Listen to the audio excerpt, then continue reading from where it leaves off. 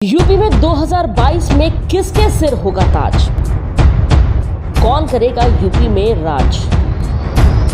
देखिए प्रयागराज से हमारी ये खास रिपोर्ट।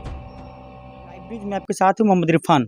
हम बात करना चाहेंगे 2022 में विधानसभा चुनाव होने हैं। हर पार्टियों ने कमर कस ली है और जगह जगह रैलियां कर रहे हैं।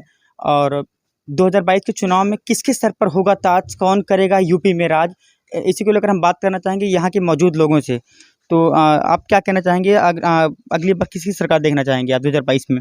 भारतीय जनता पार्टी की सरकार देखना चाहती है और इससे अच्छा कोई सरकार है नहीं, क्योंकि ये हर गरीबों का आवास देना, शौचालय देना, गैस सिलेंडर बांटना, विद्युत कनेक्शन करना, किसान निधि देना, कोई ऐसी सरकार आज तक आई ही नहीं कि जो कि इतने गरीबों को सब मसीहा बने रहे।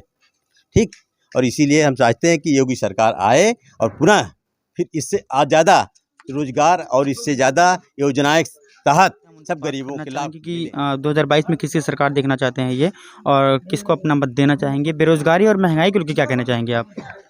महंगाई तो रुकेगी ही नहीं, चाहे जो सरकार आए बस। और योगी और मोदी का काम तो बढ़िया ही चल रहा है। इतना कोरोना काल में काम हुआ, वैक्सीनेशन अच्छा हुआ और अपने यहाँ वैक्सीनेशन इतना अच्छा हुआ कि आज करोड़ों तक पहुँच रही हैं, 100 करोड़ तक। जी बिल्कुल। तो और लोग यहाँ पर मौजूद, हम उनसे बात करना चाहेंगे कि 2022 में जो विधानसभा चुनाव होने हैं वो अपना किसको अपना मत देंगे और किसकी सरकार, खास करके बताना चाहेंगे कि बेरोजगारी और महंगाई को लेकर क्या कहना चाहेंगे आप? देखिए 2022 में हम लोग माननीय योगी जी की सरकार को देखना चाहते हैं। और महंगाई की बात है, देखिए ठीक है, कोरोना काल में थोड़ा सा इकोनॉमिकली प्रॉब्लम आई है और अपने प्रदेश की जनता को माननीय योगी जी ने अपने तरफ से हर लेवल से सुविधा देने का प्रयास किया है। तो थोड़ा सा महंगाई का उतार चढ़ाव है, लेकिन हम लोग गुंडा राज ख़त्म देखना चाहते हैं अपने प्रदेश से।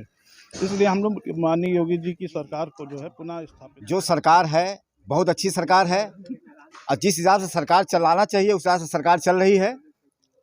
मगर हम कहना ये चाहते हैं कि सबका साथ सबका विकास, जैसे सरकार ने आश्वासन दिया था, वो अपने जो है बात पे खरे उतरे हैं।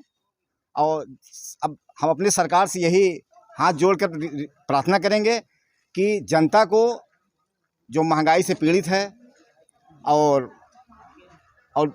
सरकारी सुविधा अच्छी मिल रही है और स्वास्थ्य सेवाएं बढ़िया है, बच्चे पढ़ाई अच्छी कर रहे हैं, जो सरकार ने सुविधा दिया है तो आज तक हमने किसी सरकार में नहीं देखा।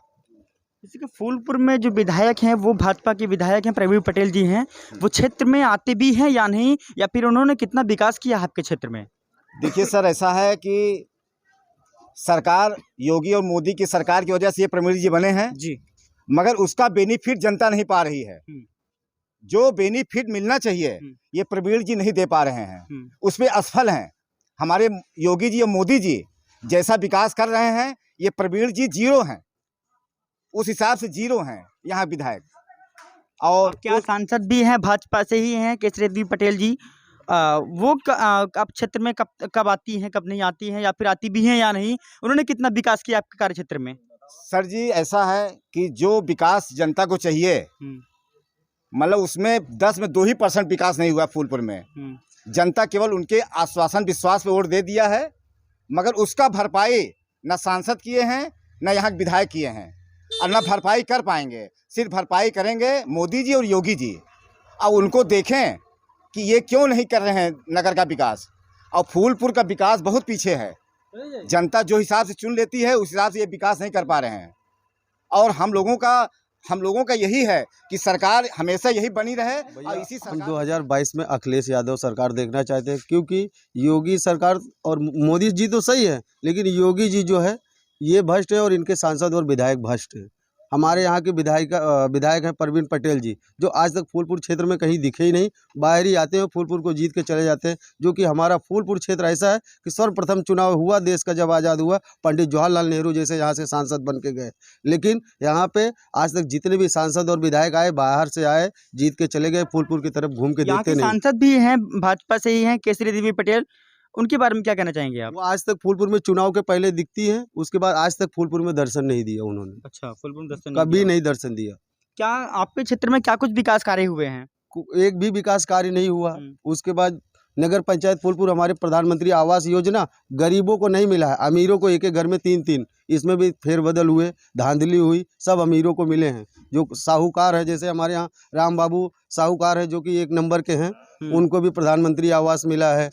इधर सुखलाल यादव जो उनके नहर विभाग के सरकारी कर्मचारी है, उनको 3-3 आवास दिया गया। गरीबों का आवास नहीं। एक आज 3 साल से लखन मौर्य है, भटक रहा है, पत्र छा के रहता है टीन को, उसको यहाँ कॉलोनी पर नहीं जो है। फूलपुर में जो सड़कें खराब हैं उस पर क्या कहना चाहेंगे आप? सड़कें जो इसलिए खराब है कि ये खाली लीपा पोती का काम करके निकल गए, इसीलिए सड़कें इनकी पोल खुल रही है। अभी यही देख लीजिए, लोग भाई भी हमारे भाई जी ने कहा कि बहुत बढ़िया सरकार है। क्या सरकार है? खाली ये लीपा पोती ऊपर से करती है, नीचे से लूट घसोट है। आप इस सरकार से संतुष्ट नहीं है? नहीं, इनकी सरकार से हम संतुष्ट नहीं है। अखिलेश जी की सरकार बनानी है आपको 2022 में? बनानी है, पक्का बनानी है आप ही को? बनानी है। उनकी ही सरकार हमें पसंद आपको है। लगता है कि बेरोजगारी और महंगाई में जो है सुधार आएगी 2022 में अगर यूपी में अखिलेश जी आ गए तो? बिल्कुल आएगी। जब ये बिना पढ़े लिखे लोगों को पास कर दे रहे हैं, और अखिलेश जी के ऊपर आरोप लगाते थे कि वो काम से नकल कराते हैं, और ये तो बिना पढ़े लिखे बच्चों को पास करा दे रहे हैं। छोटे छोटे बच्चे आज भटक रहे हैं घर घर पे, कोई बच्चा स्कूल जाने को नहीं तैयार है। तो इनकी सरकार में यही सब हुआ है भैया, लूट घसोट। राम नाम की सरकार है, लूट सको तो लूट। तो आप देख रहे हैं किस तरीके से यहाँ के लोग जो है, लोगों में आक्रोश भरा हुआ है। यहाँ के जो क्षेत्रीय विधायक हैं, विधानसभा फूलपुर के भाजपा विधायक प्रवीण पटेल जी है, लोगों का ये मानना है कि ये क्षेत्र में आते तो जरूर हैं लेकिन विकास कार्यों पर ध्यान नहीं देते। Mohammad Irfan, UP live news, Prayagraj.